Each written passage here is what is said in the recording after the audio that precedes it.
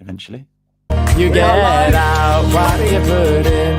Never gonna lose. Your own jingle, Ashley. I As love you're that. happy, you're always gonna grin. You get out what you put in. You get out what you put in. Never gonna lose, never gonna win. As long as you're happy, you're always gonna grin. You get out what you put in. You get out what you put in. You get out what you put in.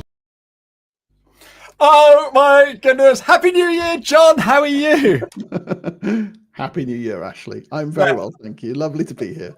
Oh, it's lovely to have you. I've been so excited. You really are the toppest person on LinkedIn, highly respected and stuff like that. There may be a few people who are listening or watching who don't know who you are. So give us a little introduction, please, John. Yeah, sure. My name is John Espirian. I work from home in South Wales in the UK, and I call myself the relentlessly helpful LinkedIn nerd. I used to be a writer. I used to be a software tester, but nowadays I find myself helping people to get the best out of this platform, and always happy to chat with my buddies. So thank you, Ashley, for having me on. Oh, no, it's always great chatting with you. I love that. Relentlessly helpful LinkedIn nerd. I'm literally just copying it now, and I'm going to put it in a banner, and we're going to put that up on the screen. Relentlessly helpful LinkedIn nerd. Where did that come from? It's genius. It is genius. But where did it come from? Relentlessly helpful is the thing that I've trademarked, and that just came out of my mouth rather at random when I was on stage at a conference in 2017, and I was being asked, how are you going to stay relevant in a market full of options? And I said, I'm going to keep creating relentlessly helpful content. It had not been long since I started my blog, and I was helping people with copywriting and with LinkedIn stuff. And I said that phrase, the audience very clearly reacted to it, and it stuck with me, and I've used it ever since. And since I got out of copywriting a few years ago, I really delved into LinkedIn, independent LinkedIn consultancy. And so that 4-word tagline has just followed me ever since, and it's what I'm now known for. And you've trademarked it. That is awesome. How did that come about? Well, that came about because when I wrote my book, I was writing my book. Hang on. About 5 years ago. I need a copy of that book, mate. Okay, I will. Here you go. I'll give you a copy of that. Oh, thank you. Lovely. Thank you very much. And you've signed it as well. You are a superstar. So Did when that you while wrote, I was talking. so you wrote the book. You wrote the book. I wrote Content DNA, and I just thought that, well, maybe someone might want to use that name for something else. And so I looked into the process of trademarking, and it turns out that in the UK, actually, it's quite a simple thing. It takes about 3 months to do, and at the time, it cost me about £170. So you fill in a form, and you wait and make sure there's no objections, and then you get a little registered symbol that you can use on your name. So once I'd gone through the process once, I thought, well, people are using relentlessly helpful when they describe me, so why not just make that my own phrase as well? So I did the same process, and here we are. So now I can claim it as my own. Oh, fantastic. I love that. I love that. Right. So you call yourself a nerd. So that's because you know everything about computers. Is that right? Well, yeah, sort of. Programming. I got my first computer when I was about 7, and taught myself some basic programming back in the day. And I've always been one of those pokers and fiddlers ever since. I like tech. I like seeing how things work in the digital world, way before the internet was in the homes. And that's just carried on to the present day. So my take on LinkedIn is that it's a brilliant place to do networking and all that, but I'm kind of interested in it from the technical point of view. It's a massive, sprawling beast of a platform with so many different features. And that means with my kind of techie hat on, there's loads of things that can go wrong. And most people might not have the aptitude to work out, why doesn't so-and-so work when I do this? Or how do I do that? And so I'm the guy who often explains how it works and digs into the details so that I'm not just spouting any old rubbish, but I've tested things for myself, and I've got processes, and I've got data that shows you that certain methods work better than others. So yeah, that's all of that is encapsulated in the idea of being a nerd. No, fantastic, and we love you for it. And I am a member of Espresso Plus, which is where we get loads of nerdy help and relentless help and all of that sort of stuff. Tell us a little bit about the Espresso Plus, and is the door open for anybody, or is the door shut now? Because is that everybody's name on the back wall? Yeah, I've got the names up on the list behind me. That the post-it notes often get people asking, what are all those, and those are the members of the community. So yes, they're all up there. And I started it because I had this mailing list, and I often would get really interesting questions through my mailing list, Espresso. And I realized that all of those people were just talking to me. They weren't talking to each other. They didn't even have a clue who each other was. And so I thought, well, let me just try and bring these nice people together with their interesting question in a group. And I did think about doing that on Facebook, but I don't really like Facebook. So I thought, well, this is going to be mostly about LinkedIn. So why not do it on a LinkedIn group? And I'd always heard that LinkedIn groups are terrible and a waste of time. So I thought, well, I've never tested that for real. So let's just kind of kill two birds with one stone, test the group and bring these people together and see what happens. And within a few weeks, there were hundreds and hundreds of people in this group. And it ended up taking over my life a bit, because I was managing a group and it was way, way busier than I expected. And I quickly moved from that to creating a paid model so that I could actually justify the time I was spending supporting this community with all their questions and feedback and so forth. And that's where Espresso Plus was born. And we're just about to go through our 3-year anniversary. Actually, the end of January is the 3-year anniversary since Espresso Plus was born. And a lot of those people are still with us. Absolutely. Yeah. No, it's a brilliant idea. And I think I was pretty keen right at the front. So yeah, thank you for keeping that going. And that has now spawned Uplift Live. That is just amazing. So you have to tell everybody about Uplift Live, John. Yeah. So that came about. Uplift Live is a conference. It's the only conference of its type, certainly in the UK, possibly in the world, where we talk about LinkedIn best practice from an independent point of view. So we're not affiliated with LinkedIn. We don't work for LinkedIn. LinkedIn are not our sponsors. So we can kind of say what we want about the platform and how it works and the pitfalls that you need to avoid. But it really came about because I'd been to loads of other conferences, usually with some kind of marketing spin to them.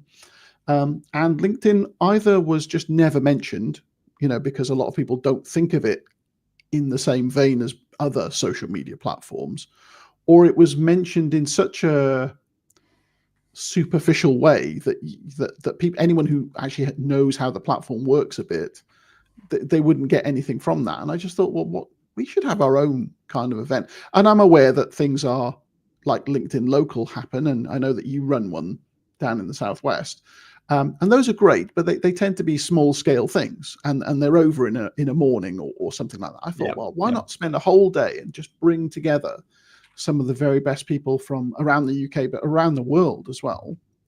And so we put together this idea. I teamed up with other Espresso Plus members, Jeremy Freeman and Gus Bandel, who you know. And we thought, right, let's go and approach people who could be speakers for us, approach people who might want to come and join us. And we found a venue in Birmingham. And we did our first event last year, and it went really, really well. So we're doing another one. So the second Uplift Live is just a couple of months away. It's in March. It's going to be in the same venue in Birmingham, because that was an incredible place to hold the first event. And yeah, we're looking forward to it. And the other thing I need to say about this is that there's a lot of talk about decreasing visibility on LinkedIn. And you feel like it's ever harder to make a real connection with people. But we still have the real world. You can still actually meet people and build relationships, and it's kind of old school networking. It's you learn in a room together, you network together. There's no salesy stuff going on. We don't believe in any of that. It's just meeting nice people, and we're all trying to do a bit better on LinkedIn. So it's a fantastic event if you want to kind of level up your game and meet some nice people along the way. Absolutely. If anyone's watching, they can put the link in the chat. That would be brilliant. But they're definitely going to be in the podcast, so go and have a look at that at the end. Someone here's wishing you happy anniversary to the Nice one. Espresso fam. Do you ever bring it to London? Is that a thought? I think you're thinking. It has been a thought. Birmingham. Well, yes, it has been a thought. When we looked at the pricing for what it would take it to London, it meant that we'd probably have to add about £100 to each ticket. And I just thought, times are tough. Yes. We can't really justify that. It would be lovely to do it because I think we'd get maybe a different kind of audience might be coming along. It would be a lot more convenient for some, but it'd be a lot less convenient for others. And so we enjoyed the first venue so much. It's a converted IMAX theatre, so we've got this 14-meter wide screen, which is just the biggest one I've ever seen. It was incredible. It was amazing. So and the prices are certainly more reasonable, and we kind of know the place now, so it's relatively easy for people to get to. Even some of our people who are coming internationally can kind of fly into Birmingham, or it's not that much of a trek from them to go from London to Birmingham if they need to. So actually all things pointed to that. In the future, who knows? It kind of depends on how successful the conference is, because if it got really successful, then there's, maybe we would even take it abroad. But for the time being, who knows? All things are possible. But for now, we're playing it safe, and it's going to be in Birmingham again, but it's a great venue, and it's going to be a great conference. Awesome. Jeremy's just put the link in, so if you are watching, you can just go and click on that link. There's a few tickets left. Katie said she's attending her first LinkedIn local soon. I did mine this morning, John. Funny you should mention that. And it's just great actually meeting people, because Mike's just said here, hi Mike, it must be dead early in the morning, so thanks for joining us. But yeah, everybody that come to my LinkedIn local, I've met them online. In fact, one lady, she connected with me this week. She must have connected with me Monday or Tuesday. And I said, oh my goodness, you need to come, because I noticed from where she says she is, and she popped along today. So absolutely superb. So yes, it is very close to the train station, Katie. I didn't know Birmingham. Got my Google Maps out. It's a nice short walk. And Birmingham train station is awesome. So Katie, come and say hi. Come and say hi. Yes. Right. So I'm going to grill you, John. I'm going to grill you. I've got a million questions for you. I don't know if you saw my post today, all about breaking the law. Because you had Daniel Hall on your show. That was last week, wasn't it? Talking about pods, and I mentioned pods in the post, and several people said they didn't even know what a pod was, which is great news because they're not breaking the law. So first of all, what is a pod, and why is it illegal? Well, an engagement pod it's an agreement between people to gather in a shared space where people would share their posts with each other, with the express reason being for the other people in that little group to go and like and comment and share on that content.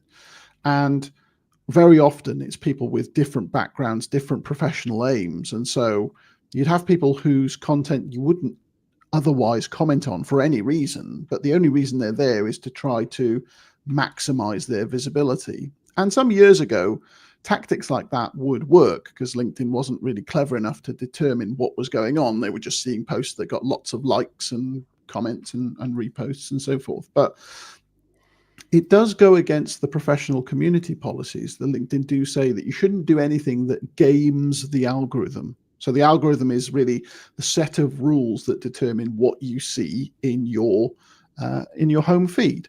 And if loads of people are just going and liking and commenting on your stuff, even though they don't care about your post, but they're just doing it so that you scratch their back in return, then you're inflating things for no good purpose. You're trying to get more visibility, but what will actually happen is that more and more irrelevant people will see your content, and your real clients, you're probably not spending the time building a relationship with them. And it's all a bit of a false endeavor, to be honest. So, how much LinkedIn are taking action against those people is debatable, but it does seem as though the positive effects of being in an engagement pod are being diminished all the time. So you might end up finding yourself doing all of this work of going and commenting on tens or even hundreds of people's content, and you're just thinking, is this all worth it? I think it's a bit of a waste of time. Hundreds. If I'm in a pod, I've got to comment on 100 people's posts. Yeah, and often it's not even a free thing to get into. I mean, I've seen some services that are on Google where you're paying about £100 a month for the privilege of getting into one of these groups so that you can support other people's content in the hope that it inflates your visibility. So it's just, all of it feels like a bit of a rubbishy pyramid scheme that has no real payoff. You'd be better off spending that time saving your money and just building relationships through comments and through DMs and even offline things, and just getting to know people, because you might not need that many people in your network to actually have a positive effect on your business. You just never know who knows the right people. And if you spend time finding those people, building those relationships, it's just a lot more beneficial. Yeah. Right. So I call it breaking the law. I don't think you're going to end up in jail, but you could get your LinkedIn account banned, blocked and stuff like that. Could you explain a little bit about that? Because did you get blocked recently? I think you were doing something. I'm not sure. I actually did have a temporary ban, and I thought that might be happening because what I was doing is an experiment to see how many people I could disconnect with in a day. So I went back to review the connections that I made years ago when I was first basically dragged onto LinkedIn by my old boss, who said, you need to be on this place, go and sign up an account. So I did, and then I made connections with people I worked with. And in the early years, you make the odd connection here and there, but you just forget all about them. Fast forward to the modern day when you've got no real reason to be connected with those people. You never talk to each other. You can't even remember who they are sometimes. So I thought, well, a bit of pruning would be a good idea. So let's start getting rid of some old connections just to whittle things down a bit. And I got to the point where I disconnected with more than a few hundred people in a day on one occasion. And then I found that LinkedIn said, this looks like it might be an automation. It wasn't. I was just clicking a lot of buttons very quickly. And so I managed to get myself banned for 24 hours, which was interesting. But no, if you are in an engagement pod, because it goes against the professional community policies, if you did get banned, I'm not saying you will, but if you did, you wouldn't have a leg to stand on, because it would be very clear what you were doing and LinkedIn could enforce that ban. And if they do, and you've got no right to recourse, you can't come back to them, well, maybe a lot of your business is on LinkedIn. What are you going to do then? You kind of snookered. So it's a big risk to take. And I think for me, LinkedIn is worth far too much for me to play fast and loose like that. So I would just avoid doing it. And you have to keep in mind that the people who know how the platform work can very often sniff out someone who is playing this game. Yeah. You see someone who's posting something and they immediately get 100 reposts, and you think this content isn't world-changing, incredible stuff. It's middle of the road stuff. How on earth is this person getting that? And you might think, well, if they're going to lie to me effectively, if they're going to inflate their figures by playing this silly game, what else are they? What other corners are you going to cut? Are you going to be the service provider I can really trust with my money? Maybe not. In which case, they never pick up the phone, and you've lost a customer that you might otherwise have had. Yeah, and the other thing that I think is odd with the pod, is that you just end up in this echo chamber, don't you? Definitely, all inflating everybody else's thing. What happens is that you end up seeing those people's posts in your feed, but you might have no interest in working with them. And so there's just an continued irrelevance of doing that. Mike's just said cleaning up your network is a great tip. It took you an inordinate amount of time. You've done an experiment with it. Is it worth everybody listening to this taking the time and doing that as well? And after you've done it? I was hopeful, but I always think I don't believe it until I've tested it for myself. And I guess everyone's situation is different. Everyone I'd spoken to, almost everyone I'd spoken to before I did this experiment, said it's actually worth it. You will get a more relevant feed because of it. And so I did this. Honestly, I can't say that it's made a lot of difference. And it did take me quite a long time, because you've got to do it all manually. There's no there's no legal automated way of doing it. And there's no batch disconnect button. You can't just go, all the people I connected with in 2008, delete them. There's no option for that. You've got to go and click through each person one by one and disconnect. And that takes a while. So honestly, for me, I would rather go back to what I was doing before, which is that if someone's content is truly irrelevant to you, but that you are connected, then maybe you unfollow them so you don't have to see their content in your feed, but you don't take that extra step of disconnecting with them. There's another downside of disconnecting with a lot of people, which is that it limits how deep into the LinkedIn database your searches go. So that comes back to the way that LinkedIn is constructed, which is something we talked about at the last conference. So LinkedIn is constructed on these chains of connectedness. So a first level connection is someone that you're directly connected with. You and me. Second level, yeah, you and me.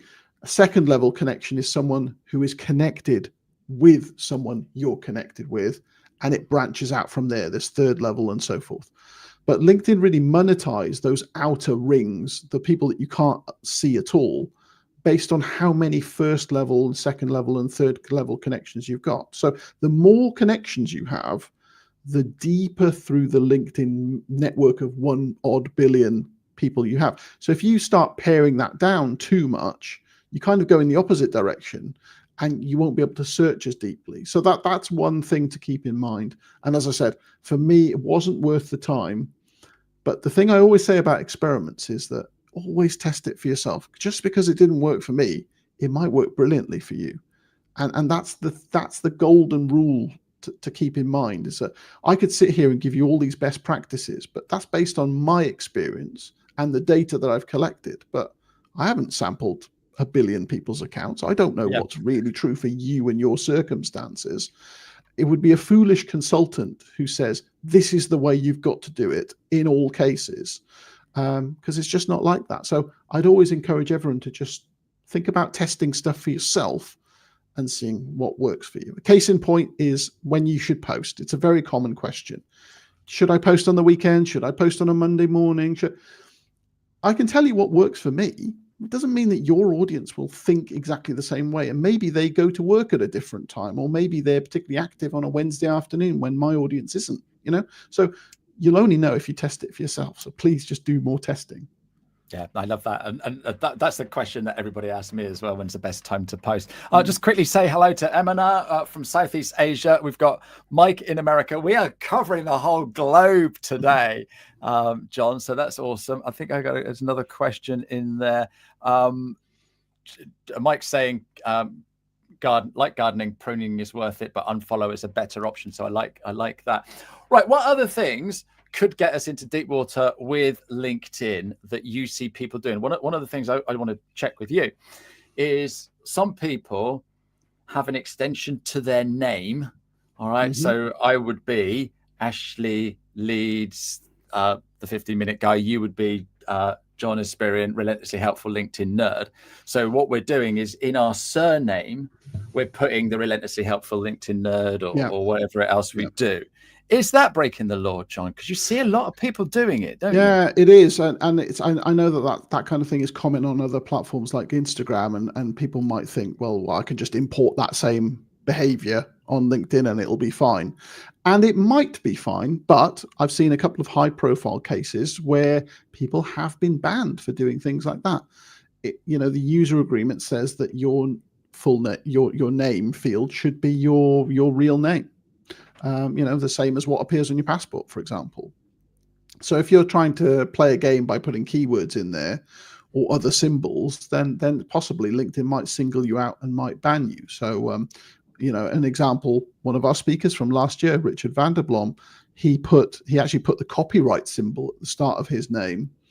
I think it was as a bit of a ploy to make sure that any automation tools that were trying to hit him up with direct messages would include that symbol, and he'd know, this has come from a robot, not from a real human being. So it was a legitimate reason for doing it, but it was flagged as being inappropriate, and he got his account temporarily suspended. So just be careful with stuff like that. I would make sure that you just stick to your real name in the name field. But that's one of many things that could get you in a bit of trouble. I think the most obvious thing is using automations. So for example, there is a limit to the number of invitations you can send per week on LinkedIn. LinkedIn don't publicize what that number is. I think I've got a reasonable idea for what the true number really is. It's more than 100 and less than 200, but that's a lot to send. So you could use an automated tool to find a way of just bashing out loads of these things, but that might get you banned. So who's winning in the end? You're not spending the time writing invitation notes to people, great, but your account might be at risk because it goes, well, this is a robot doing this, and we're actually going to kick you off forever. So be wary of anything that uses automation, and be wary as well of giving access to your account to any third party. So this is something that Daniel talked about in our session last week.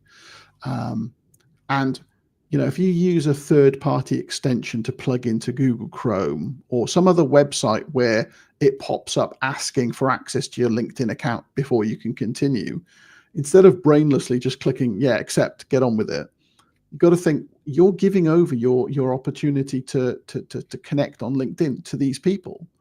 And if they're not as scrupulous as you with your data, if they have a data leak, or if they sell your data to someone else, or if they themselves actually are secretly a bit evil and want to do some nefarious thing with your account, once you've handed over your credentials, you're out of the loop. You've got no say in what happens. And of course, I'm sure most third-party vendors would never do that because that would risk their business model. But if someone sets something up and they last 6 months and they get a load of money for selling your data, maybe they don't care. So just be very mindful of who you trust with your data. Yeah. Good point. We've got a load of questions coming in, but I'm just going to give a shout out to Daniel Hall. Daniel, I tried to find you on LinkedIn, but you spell your name with spaces. I am sending you a connection request, and I want to listen to your book. Brilliant interview. Thank you for joining us today as well. So Becky's saying, when you say automation, you don't mean the LinkedIn scheduler, do you? No, not at all. No, we don't. LinkedIn's facility to schedule posts, it is exempt from anything that I would call automated, because I'm talking really about third-party automations. And even third-party scheduling tools are actually fine, because both third-party scheduling tools and LinkedIn's own scheduler actually feed into the same queue of stuff that schedules content. So you're perfectly fine in terms of scheduling content. And another one of the most common questions I get is, will my posts get less visibility if I schedule them versus posting them in the moment? Good question. And technically the answer to that will be no. But what often happens is that you're scheduling it for a reason. You're scheduling something because it's first thing in the morning and you want to stay in bed, or you're off traveling to work, right? In which case, you're not around to kind of foster the good vibes around that post when someone likes or comments and shares it. And so that post stays a bit unloved, and therefore it doesn't get accelerated through the network. Whereas if you're there in the moment and you know that you can spend a bit of time on the platform and you can respond to comments quickly, then that's probably in the long run going to do your posts more good. So the automation of scheduling is fine, but you need to be around to engage afterwards. Oh, perfect. Great answer. Hopefully that helped Becky. So Thomas has come on and said that he was asked to remove his emojis, so he must have had emojis in his name. Will you actually ban Thomas? Let us know. That would be interesting to hear.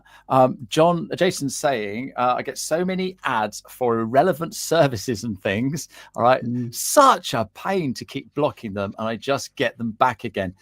Any tips to make this less awful, John? Well, it just comes down to clicking the X button when those ads appear and say that the ad is irrelevant to you. But it takes a long time for LinkedIn to learn your real preferences. And I still get irrelevant ads all the time, despite the fact that I've got, personalized ad content enabled in my settings and privacy.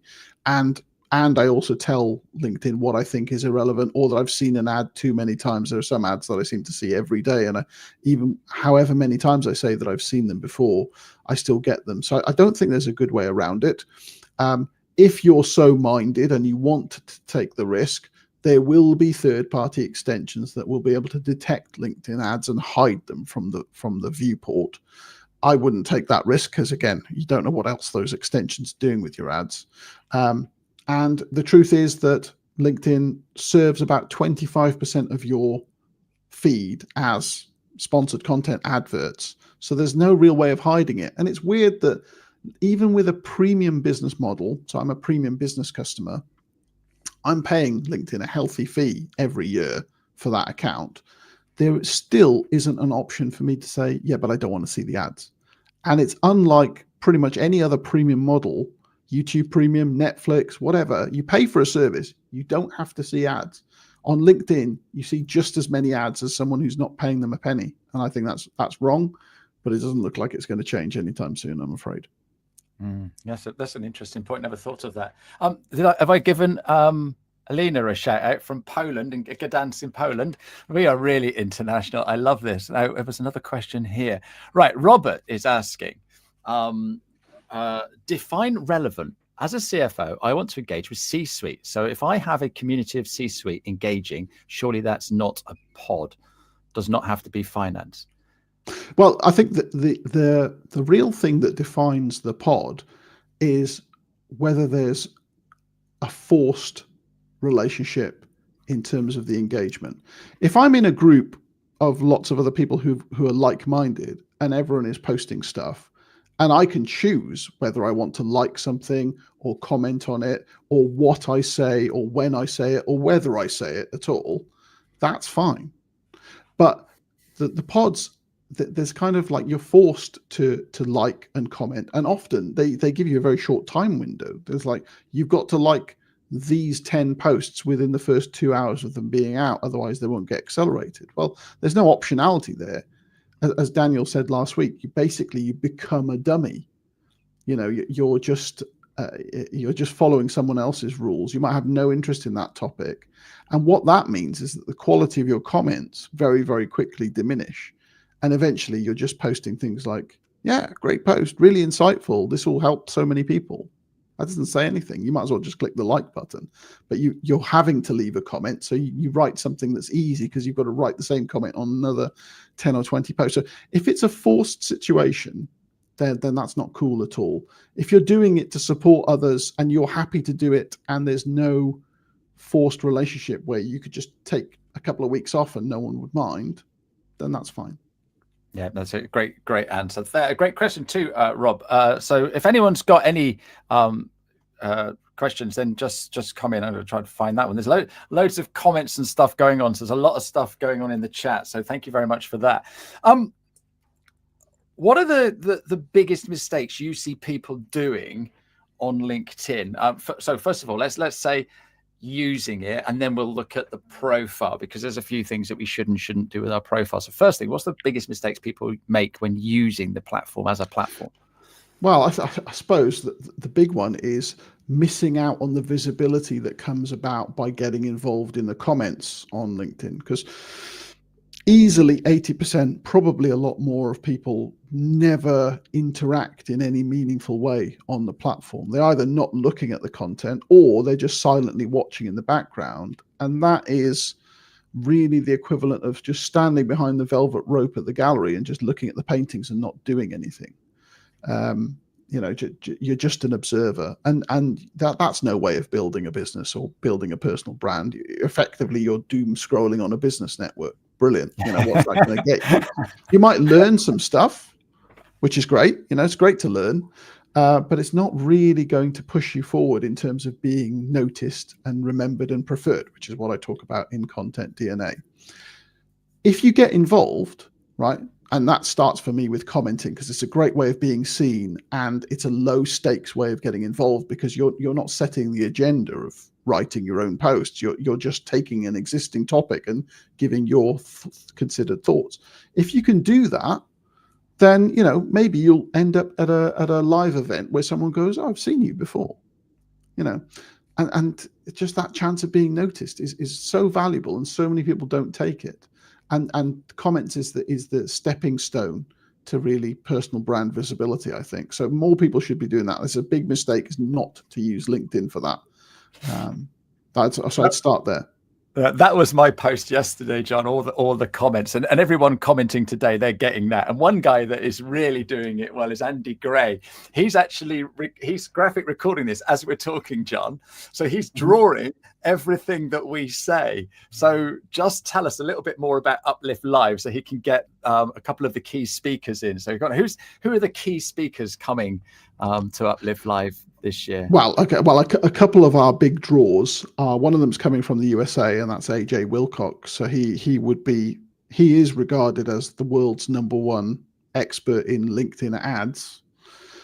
So although I don't use LinkedIn ads myself, there's a lot of people who do, and we're going to learn from the best of the best. He was featured on LinkedIn's blog actually today, runs his own podcast, and is a true expert. So he's coming over from Salt Lake City.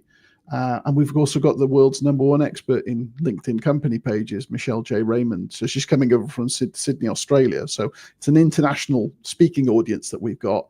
And I don't think either of them have ever spoken in the UK before. So it's like, this is a really big opportunity to meet two of the big players in the game. But we've got 8 speakers. So I mean, it's not just those two, but there's certainly two of the well-known names in the field who are going to be speaking. So Andy is now drawing an Australian flag and an American flag. So he'll do a post later, and we'll see that drawing. So yeah, absolutely superb.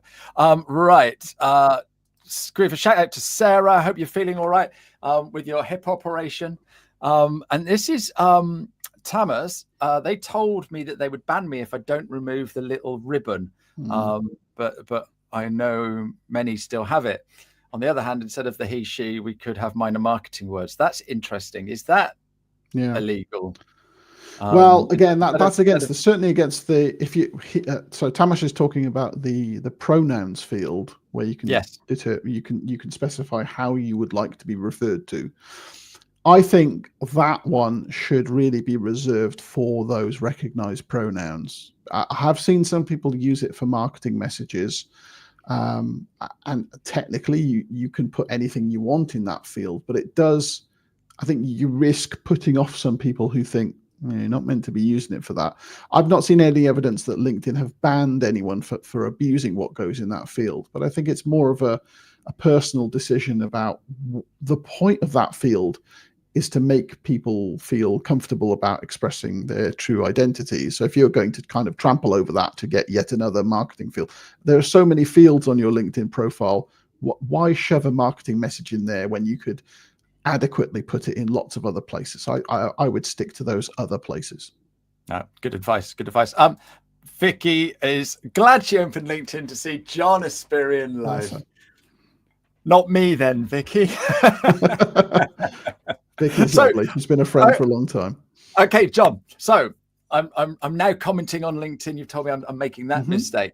But I've got all kinds of things going on with my profile. I've got my photo, I've got my banner, I've got my headline. What sort of things should we be doing there to, stand out and get people to notice us? Well, there's 3 things that are really, really important for your LinkedIn profile. And the reason that they're important is because they'll kind of follow you everywhere on LinkedIn. One of them is your name. You ain't going to change that. One of them is your profile photo, which you will change from time to time, and it needs to be something that really grabs people's attention. And the other one that you can change possibly even more often is your headline, and specifically the first 40 characters of that headline, because that's the bit that's going to get shown when you leave your comments or when you do a post and people are looking at that post on mobile.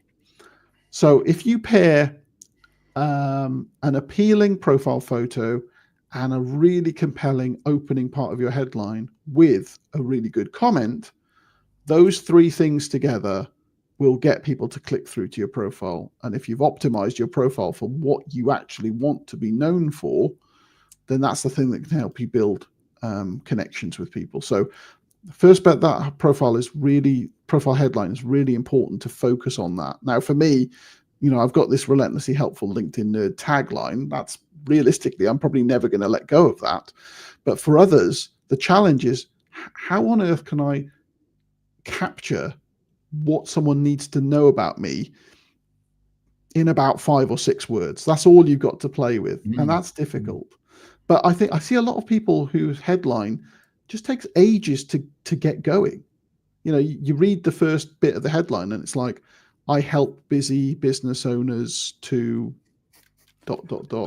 and it doesn't tell you anything, does it? Because everyone's helping someone. So you've got to get to the point. Think so, wouldn't you? You'd like to think so. So you've got to get to the point and really try and boil down what it is that you want to be known for. And that's kind of what I talk about in the book Content DNA. It's just how to find that thing and how to try and boil it down into as few words as possible so that you get a chance to be remembered for something. And that's what it's all about. Because realistically, there are a million different LinkedIn consultants out there, graphic designers, accountants, you name it. There's loads of us in pretty much every field. So how on earth are you going to stand out? You've got to say something that captures people's attention. So that's the challenge to get your profile optimized. And that's in terms of someone who's going to be going out there and posting and commenting on a regular basis. If actually what you're really interested in is being found in search, then a snappy, cool sounding headline might not be as important as thinking, who's going to be looking for me? What kind of person wants to hire me if you're a job seeker? How do I optimize my about statement, my experience, so that it looks like I can actually do this job and I'm going to be found in the searches that these potential recruiters might be doing? In that case, your focus might change to things like keywords and things that are relevant market skills right now.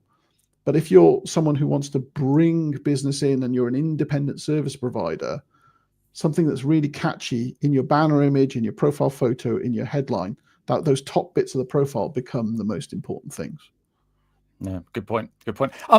Quick question for you. Do you know anybody who's not bland, but they go grand? Do you know anybody that might feel that? That might be Kevin. Yeah, Kevin D. absolutely. Turner, who was another one of our speakers last year. He certainly was. Got to meet him. What an amazing chap. Good morning from Texas, John Espirian and Ashley Leeds. I was put in jail for the D in my force name. Fought it and got it approved to use as a middle name within our first name slot. So you don't have, you do not have 3 names on LinkedIn. So in your first name field, you put Kevin. In your surname field, you put Turner. And because Kevin wants to be known as Kevin D. Turner, he's had to put the D in Kevin. And he's saying that he was actually banned for that. Yeah. That is incredible. Silly reasons for people to get banned when it's very clear what you're trying to do and you're not trying to break any real rules. But he's the Kevin D. Turner. Why would you ban him? And that's the thing, isn't it? That is the thing. So if it can happen to Kevin D. Turner, it can happen to anybody. So yeah, be careful. Look, even Sarah's a fan as well. It's Kevin D. Turner. That actually reminds me. A lot of people also ask about verification of LinkedIn profiles. It's a very common question at the moment. You know, should you go and do the steps needed to get that grey tick on your profile? And I would say at the moment, there's probably no real compelling case for getting it done because so few profiles are verified at the moment. It is free to verify, but you need to go through the LinkedIn mobile app and pair up with a third-party identification service. In the US, it's called Clear. In the UK, we use Persona. There's DigiLocker in India and maybe 1 or 2 others. But you have to go through this it's like a data trust exercise to prove your identification, and then you'll get one of these ticks. But so few accounts are verified at the moment that it's not a pressing need. So if you do feel as though you don't want to trust a third party with your data, you don't necessarily need to do it. There are other ways of verifying, by the way. That is not the only way, is to show your passport through this digital system, but it's not essential to do it at the moment. So if you're in any doubt, don't feel the need to be compelled to do it.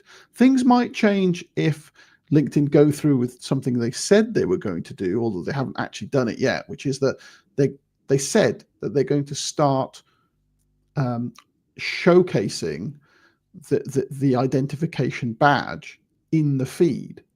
In which case, if you start seeing Ashley Leeds with a grey tick more often in your feed, you might think, well, maybe I need to do that because, you know, all these verified accounts are getting their content shown, but that hasn't actually happened yet. If it does, there might be a change of opinion, but right now, it's not essential.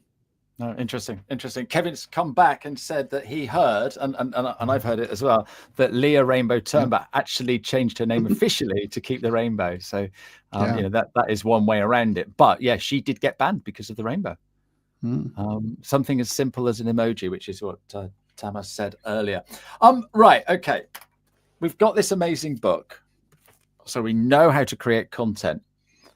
How often should we be creating content on LinkedIn, please, John? Well, I think you need to be commenting a lot more than you create content, because the commenting actually is better for your visibility than content creation is. But ultimately, if you want to really build your personal brand, you've got to have some of your own thoughts. You know, if you want to be a thought leader, you've got to put some ideas out into the world through your own channel. When I advise people, I usually say that you want to start with aiming for 1 or 2 posts per week. So long as you can keep up with that, that's a good starting point. LinkedIn is not like the other social platforms. I'm particularly thinking of old school Twitter, where you might post 15 times a day and still not get massive visibility.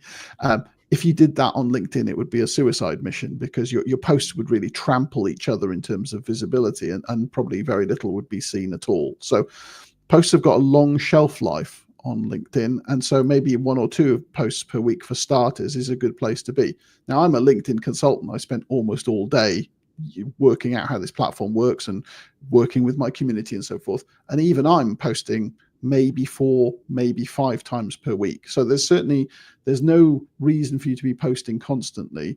If you can post something interesting and relevant on a daily basis, then you will just grow a lot faster. But a lot of people can't keep up that kind of schedule. So aim for 1 or 2 a week, but focus a lot more on the commenting, and particularly on taking those comments from the public sphere into the private sphere and start having DMs with people, because that's actually where you build relationships, and that's where people know you.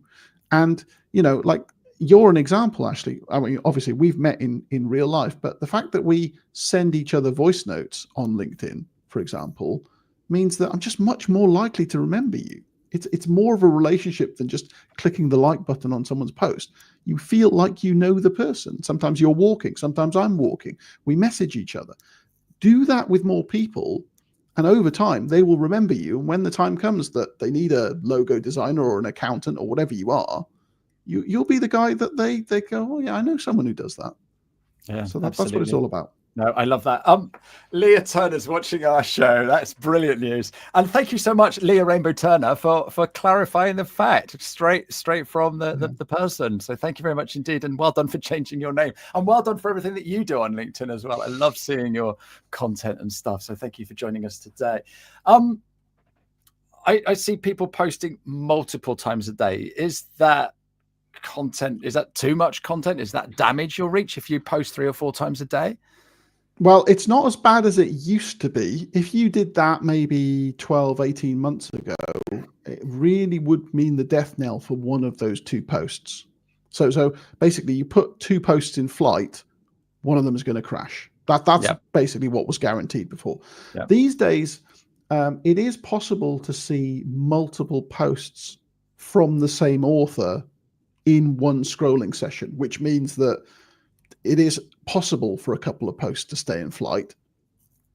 I still wouldn't really recommend it, because it's just a lot of work to put in. So sometimes I will post more than once a day, but it's only because I've planned to post once a day and then something happens later in the day, like some breaking news, like, oh, so-and-so service is down, or this has just been announced, 50% price hike in so-and-so. It's like breaking news and you want to share it. That's fine. But just in terms of planning your stuff, I would just space things out a bit more. I did speak to one of the guys who runs the Shield platform, which I don't really use on a day-to-day basis anymore, but I was one of their testers back in the day. So that's a third-party analytics tool. And like, I had so much more data than I'll ever have. And he did say that the optimal period, the optimal spacing for posts is somewhere between 18 and 24 hours. So actually, it's not a good idea to post more than once a day in the long run. If you need to on a specific occasion, don't feel bad. Just post whenever it suits you. And that applies more generally to the, should I post at 9 a.m. or 10 a.m.? Honestly, post at a time that really suits you, because that post is going to get out into the world. Whereas you stressing about exact minutes of the day, that's not really going to help you.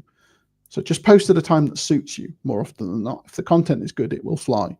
But yeah, try to avoid posting more than once a day if you can. Yeah, no, good point there. Where are we going? So yeah, Kevin's turn around. So Tamas, you've just asked, you can't see Kevin and Leah. So basically, what I'm streaming this on my platform, and John's also streaming it to his platform. So they're watching on John's stream. So you're watching on my stream, Tamas. That's why that's happening. So let's just go back to this from Kevin. Many are feeling the pressure to post daily, and it's driving more to, I like the way he uses the words, abusing AI as their content creator. What are your thoughts on using AI to create content, please, John? I think it's fine if you're using it for ideation. So you're saying something like, hey, AI, tell me 10 ideas about the latest best practices in accountancy 2025. And it can throw up some things that it finds on the web, and you can go, oh, I could post about that. That's fine, because it's kind of getting the juices flowing. It's giving you ideas, and then you're taking the lead. What the problem is, and I think this is maybe what Kevin's getting at, is this kind of wholesale outsourcing of thinking to go, I just want to click a button and I want this 300-word thing written, and it's generated an image for me as well, and all I've got to do is click post. Because then they're not your thoughts, are they? Anyone could do that. It's not your personal brand. You're outsourcing it to a computer, and I think that's not good. And the AI isn't well enough developed at the moment that people can't see through it. I can pretty much tell when something has been written by AI. It's got loads of emojis in it. Sometimes it's the keyword. Sometimes it's just the tone of voice on display. It just feels a bit happy clappy. And it doesn't feel like it's a real person behind it, in which case I'll just lose respect for that content creator, because I'll just think that's not really you. You've just delegated this to a digital virtual assistant, and that's I can't trust you as my service provider. So I wouldn't do something like that. But for things that are what I would call back of house, so in other words, the actions that people can't see, it might be sorting through your files and looking for some data insight somewhere, or ideation where you're ultimately going to create the content, but you've just got some ideas from this thing. That's fine. I don't have any objections for that. But anything that's front of house, something that is detectably automated or generated by AI, is going to smell bad, and I just steer away from anything like that. No, good point. I want to ask a few more questions about Uplift Live. So Kevin, I'm speaking to you now, Kevin. Can you put in the chat your thoughts or your experience as a speaker at Uplift Live, please? Because that one of the great things for me, John, was I got to talk to all of the speakers. I've been to events before, and like they're ring fenced or security are around them and stuff like that. But I had proper chats with all of the speakers. They were all absolutely amazing. They were all keen to share stuff, keen to have selfies and stuff like that. So it'd be interesting to hear Kevin's take on it from the other way. So we'll come to that right at the end. We've got a question from Sean Hegarty, who isn't a celebrity or anyone with that kind of status. Is there any benefit for him getting verified?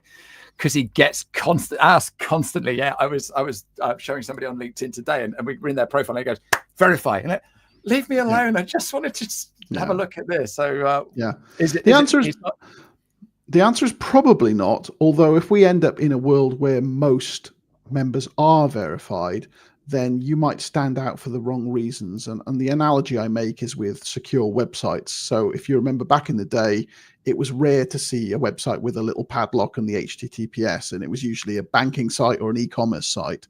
These days, every website has got that. And if you don't have it, you'll get a warning from your browser saying, do you really want to visit this site? It might be insecure. So if we reach that future where most accounts are verified, you might stand out in a bad way for not having verified. But we're way off that. So if you don't trust the data processes involved in verifying your identity, then you don't need to go through with it. Although I would say that if you ever deal with passport verification, you're a frequent traveler, you might well have come across systems that need to use things like Clear or Persona, in which case you've been through the process just on a different set of screens already. So you're not really taking any additional risk. And we have been told, you can choose to believe this or not, but we have been told that LinkedIn doesn't really get any of the detail back from the verification process. All that happens really is that they essentially get a yes or no flag back from Persona or Clear saying, yes, this person has passed the identity check. You can give them their badge now. So there's no real evidence suggesting that LinkedIn are going to take that data and sell it to China or do anything else nefarious with it. But you kind of have to make your own choices. But it's not essential to do it at the moment. No, good answer. Good answer. Thanks for your question, Sean. I don't think we've got time for many more.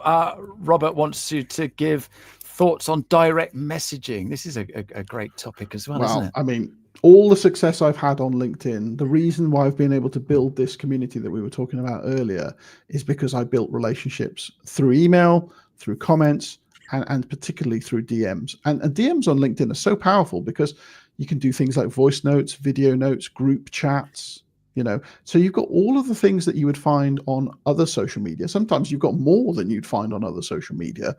And it's a perfect way of doing things behind the scenes where you can demonstrate that you're a good human being, that you're interested in helping people.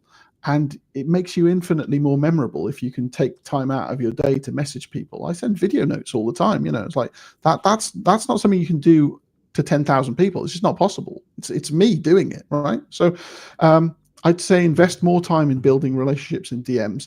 And if you're struggling for where to start, maybe go and have a look at your My Network list and have a look at the people that you haven't been in touch with for a while. Just have a look at who might be a good fit for having a conversation with. Just see if you can find some green shoots of an opportunity to comment on one of their things or an opportunity to say hello to them, even if it's a happy birthday message, just something to try and get the ball rolling so that LinkedIn can do more for you. But DMs are so powerful.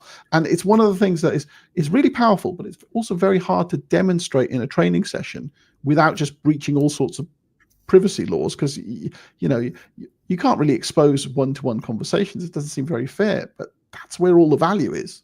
Yeah. So try and do more of it if you can. Okay, I've got one question left, and we'll come to that last from Dr. 𝗜𝗲𝗄𝗏 about video, but Kevin's come back. Thank you, Kevin, so much for getting involved in this show today. Absolutely brilliant. Speaking at Uplift Live was like a family reunion. I totally agree. Taking digi relationships to in real life was one of the biggest reward. Extremely well organized, great food, time to network, an incredible stage to present from, and so much more. No. Kevin, you disappoint me. You didn't write in there meeting me. Thank you for that. But look, if the speakers are saying that, and I know the delegates say that as well, so remind us when it is, where it is, and how can we get tickets. I'm just trying to find Jeremy's link again. Yes, Jeremy shared the link. It's uplift-live.com, and you can get your tickets from there. It's an in-person event. It's in Birmingham on the 27th of March this year, 2025. We've got a pre-event party the night before, which is going to be in a fabulous location called The Box. So everyone who's got a ticket will be able to come along to that as well. And it's a whole day. The conference is a whole day of learning and networking from, honestly, some of the very, very best people on the platform. We've been very, very picky with our speakers in the first year and this second year. And they're people who really know what they're talking about. And it's not kind of a snobbish thing where only a LinkedIn expert or a LinkedIn trainer would come to this. If you just want to do better on LinkedIn, you'll pick up so much. And it could really kind of springboard you into getting success from the platform. So it is the place to be this year. Yeah, and it was a top networking place as well. Where else are you going to rub shoulders with all these people? Yeah, absolutely superb. I cannot wait. I'm going to have to come up the night before because I missed out on the party last year. So make sure we do that. Well, it'd be lovely to see you there. And also anyone who's watching this who buys a ticket because of this live stream, put Ashley's name in the registration form, because he'll get a little reward, because we're happy to spread the love, and if someone is doing a solid for us by promoting the conference, we're happy to give them something in return. So by all means, give Ashley a shout in the registration form, and he'll be very happy as a result, I think. Oh, bless you. Kevin's written, there isn't enough room in the comment box to mention how much I enjoyed meeting the Ashley Leeds, which is the real reason he went. So there you go. Right, so let's do our very last question. Daniel wished he lived closer. So Dr. 𝗜𝗏𝗄𝗏𝗏, and I hope I pronounced your name right. What about video content? Is it necessary? And if yes, how frequently? What a great question to end this show on. Yeah, it's another common one. I mean, LinkedIn certainly believe in it because they're pushing this new video feed that's on the LinkedIn mobile app. So they're pushing short form, portrait mode, so vertical video that's less than a minute long, and those videos tend to get very, very good visibility. So if you're one of those people who likes to leap on new trends and get that wave of visibility that LinkedIn tends to push behind all new things that it does, then short form video on the LinkedIn mobile app is a good thing to invest in. And I do always say as well, whenever I go to events, people often refer to videos that I've done. Like they say, I've seen you in action. And that's much more powerful than just writing a load of stuff or putting up some image posts. A little bit of body language, even if you only put it on your profile in your featured section, just for people to hear what your accent sounds like, see how enthusiastic you are. Even a little bit of that can be really powerful. So I would create some video if you haven't already done it. And if it's something that you want to really commit to, I would again go with that maybe once or twice a week. Short form is a good starting point and see where that goes. Awesome.